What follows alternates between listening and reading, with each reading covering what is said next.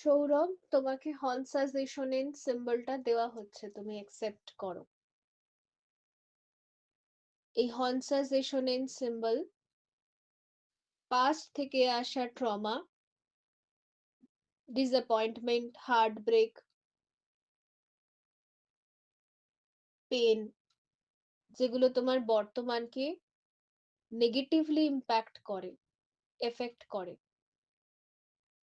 সেগুলো সব ইরেজ করবে, ফেড করে দেবে। আর বর্তমানে যত ফিউচার টাইমলাইনকে নিয়ে নেগেটিভিটি, লো ভাইব্রেশনাল থটস, প্যানিক্স, চিন্তা, সেগুলো সব ইরেজ করে দেবে, ফেড করে দেবে। ফলে বর্তমানে মন বসবে, কনসেন্ট্রেট করতে পারবে, আমি কতক্ষণ ধরে উল্টা পড়ে আসছি।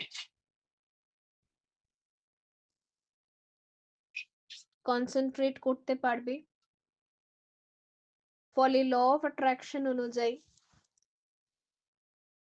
খুব ইজিলি সবকিছুকে 3D-তে তুমি গ্রাউন্ড করতে পারবে। তোমার হাতের তালুতেও হর্ন সাজেশনের সিম্বলটা দেওয়া হচ্ছে, তুমি অ্যাকসেপ্ট করো।